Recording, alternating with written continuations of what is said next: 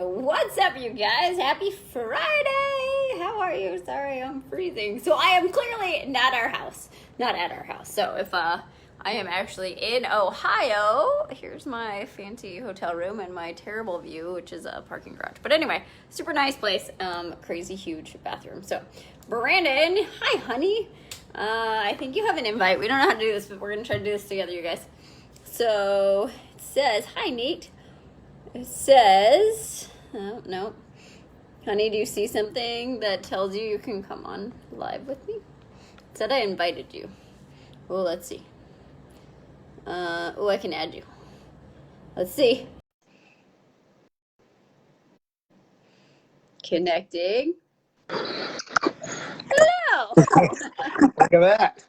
Look at you guys together and not at the same place. So I hope that everyone else's internet is better than mine, because from where I am, yours is super blurry. But anyway, clearly Brandon wasn't totally ready as he's still walking around the house. So I was looking for the outlet which you apparently took. What? The phone charger you apparently took. It's my phone charger. The one in my room. I took the one in my room. All right, guys. Hi, Nate. Yeah, we did not go live. So let's talk about that while Brandon gets set. We did not go live yesterday. I had just a crazy busy day, and I got home and I was like, you know what? I just want to be with our family. And so we did not go live. So that is the first day we have missed since we started this. That's during the week. So here we are today. We want to talk to you guys about your job is not to be the manager of your circumstance. So I am in Ohio for a business weekend intensive kind of thing with a coach we're working with. Unfortunately, we couldn't all come, so Brandon is home with the kiddos. Are you excited about that, honey? Yes, I get daddy done, and all I've heard is how much I need to make a fort. Brandon has built himself a reputation, you guys, of being a fort builder anytime mommy goes out of town. So I went to San Diego like 3 times last year. This light is killing me. And so every time I go out of town, Brandon gets to build a fort. So there you go. At least you have your calling in life, which is fort building. So Brandon and I have both been watching Tony Robbins is doing a comeback challenge thing, and if you're not a Tony Robbins fan, we love him. We love listening to him and just everything he kind of talks about. And he said this thing today that we kind of wanted to expand on. So that is that your job is not to be the manager of your circumstance, which I feel like in this time, there's a lot of people that are just trying to manage their circumstances because they feel like life is happening to them, right? We're in shutdown, there's riots, like, all of the things that are happening, and people are trying to manage their circumstances versus being the creators of their life. So we're going to chat about that. You want to tell us your version of that, honey? Well, I think with that, and yet again, what episode is this? 84, 85? 84. Like all the things that we've talked about and discussed over the last 84 episodes, I think all correspond with this yet again is, and I think that's what honestly got us on this journey as coaches, not just on the physical realm, but more importantly on the mental and emotional realm, because honestly, that's what drives all of us, right? I think, that was a huge piece for us to kind of connect with is, forever we've been coaches when it comes to health and fitness and on the physical aspect of everything. But most recently, especially as we've gone through our own development and our own journey over the last, 5 years of going through a lot of these things, is understanding it's more importantly the psychological things that we deal with, and especially while we're going through the things we're dealing with right now, over the last 4 months of the different obstacles and things that have come up, is just to us is just more or less a lot of metaphors of the things that we deal with life, right? Obviously these are massive obstacles we're dealing with and major issues that are being highlighted of the environment, of our interaction with ourselves, how we treat ourselves. All these things are really being magnified massively over the last 4 months. But really, it's understanding that to me, this is how you're reacting in this moment in time over the last 4 months is really just how you probably have been reacting for the last, 10, 20, 30, 40 years of your life. Right. And so it's with that understanding, it's understanding that, it's not our conditions, it's our decisions, and understanding that we hold the power within our own self that we have all the answers, right? Like we talked about this before, that you're not broken, right? Like all your experiences, everything that you've done and had in your life are all just learning opportunities that have brought you to the person and to the things that you have in your life, and now you get to maybe shine some light on them and maybe create a different or expand on a different understanding to allow you to really see that you can and do and have whatever you want in your life. But I think it's when we are in the washing machine of life and we're in this kind of spin cycle and we don't feel like we have a choice and we're always in reactionary mode, right? And I think that's probably the overwhelming sentiment that it probably comes up for a lot of you guys. And Nate, you could probably attest to this probably more than anyone because you've heard us say these over and over and over, but it's being able to take a step back, right?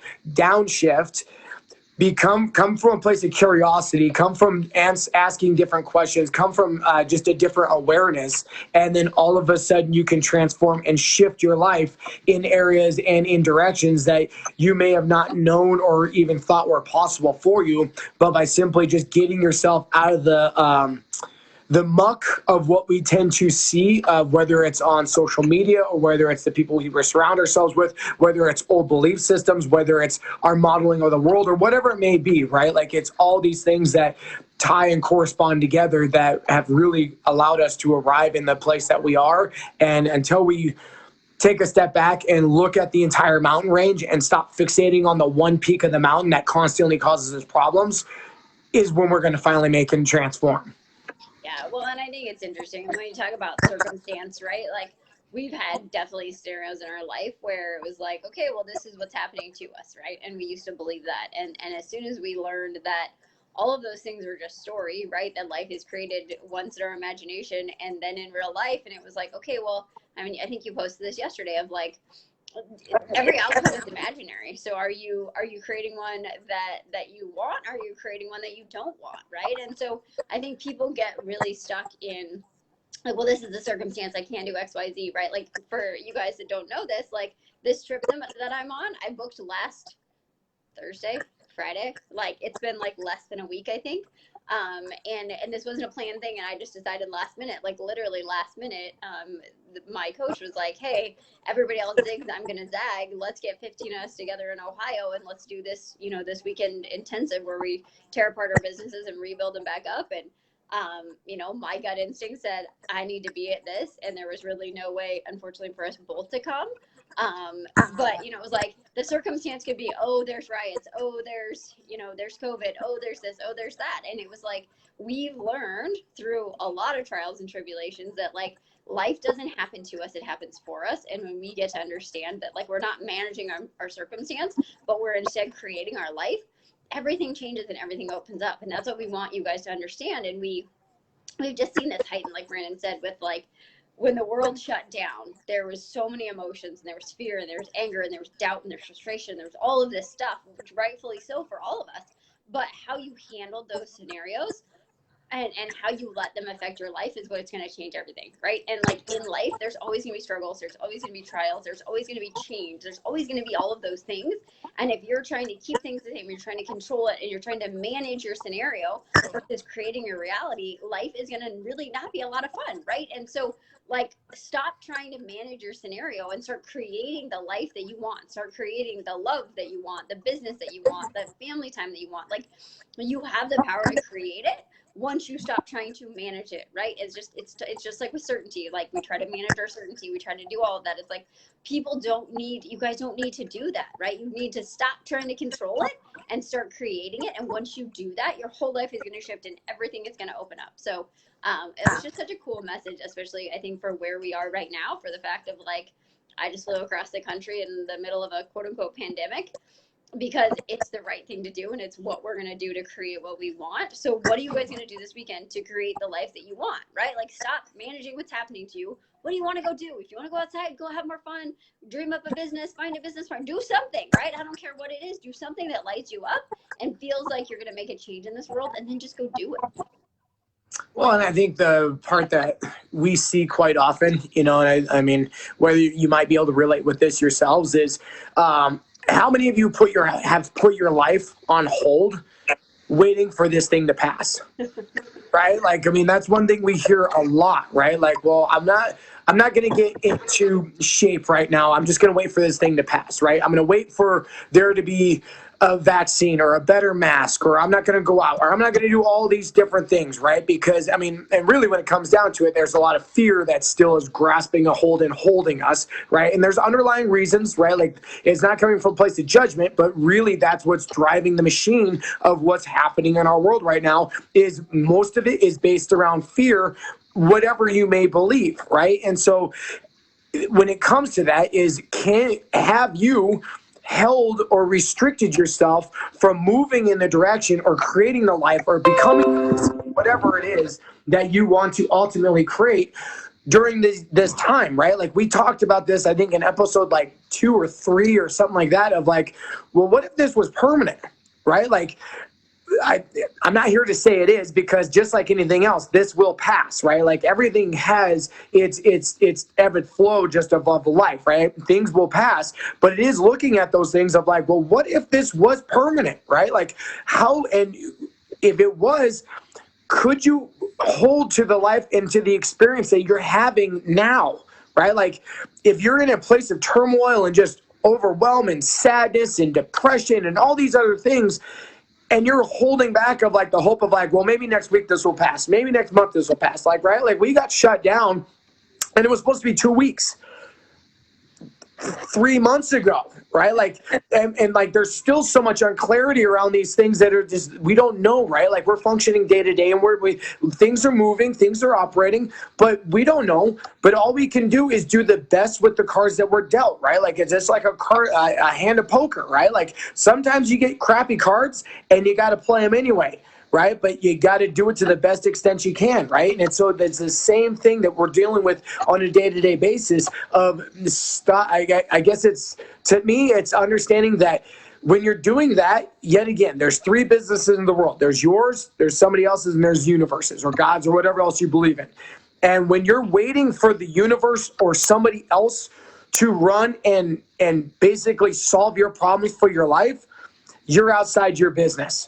And that's, more times than not, that's not going to lead you into being the version or the life that you want to, because you're trying to, yet again, try to get an external thing to solve an internal issue or a problem, right? And so when you can really live into, see, breathe, feel, and understand that all these things you're doing for a reason, right? Like, I had a conversation with somebody this morning, and understanding that everything you do in life, I don't care if it's what you eat, you exercise, you tuck your kids at night, I don't care what it is. We all do those things for a reason, and it's all based around our patterns and our belief systems, right? And so when we can start identifying our patterns and understanding you're in the scenario you are in because of the patterns that which you do every belief structure person,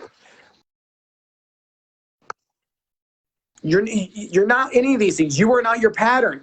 It's just what you do habitually because you don't understand it, you don't see it, right? And so when you are allowed to see it, when you do have a coach, when you do have somebody from the outside be able to identify, see the version of yourself, hold you to that version of yourself, then you get to actually live into that and move in that direction every single day, as opposed to falling into the same patterning, the questions, all the other things that we see on a day-to-day basis.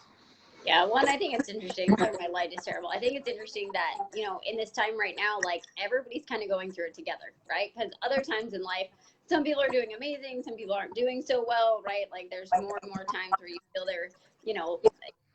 that life is happening for other people or whatever. We have that story, right? Most of the time it's a story, but it's like right now, everybody's going through the shutdown. Everybody's going through everybody's going through it. And so it's a beautiful time to say, okay, this is happening for all of us for some reason that maybe we don't understand. It doesn't make a lot of sense. That's fine. But like, how are you going to respond? Because there are people that are thriving in this. There are people that are doing amazing. There are people whose businesses are doing amazing, right? Like, our life really, to be honest with you guys, our life hasn't changed a ton, right? Like, we started doing Zooms online and we got some people back that have moved away, but like, our business really hasn't changed that much because of how we showed up, right? And it was a choice. It was a very clear choice that we were going to show up and do these things. And like, you have that choice, right? And it doesn't matter if you didn't make that choice 4 months ago. You can make it right now. Right now, you can decide that you want to change, that you want to change your circumstance. Stop managing your life and start being being the damn captain of your ship, right? Like, you are the captain of your ship. Stop managing life that you think is happening to you and go start creating life, right? I mean, if there's anything we can teach you guys, it's that you get to create the life you want simply by making decisions and taking action, right? And understanding why you do what you do, right?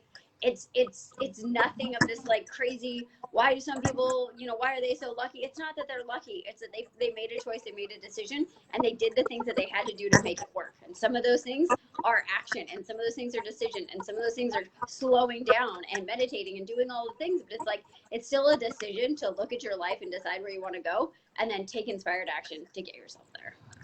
Well, I think I heard something the other day that was talking about, optimism, right? Like, you had those people like, oh, you're always like the optimist, right? Like, you're always so positive. It's positive thinking, right? Like, always positive. And it's like, yes, there are certain components of that, right? Like, those that know me know my journey a little bit. Like, what got me really inspired and turned onto this was a book that somehow fell into my lap, which was The Energy Bus, right? And it was really discussing the concept of energy drives our lives, right? And it was the aspect of basically optimism and being that optimistic person and having that energy of around that, right? But it's understand, like, the thing I heard the other day was that optimists don't necessarily initially succeed more than the pessimist.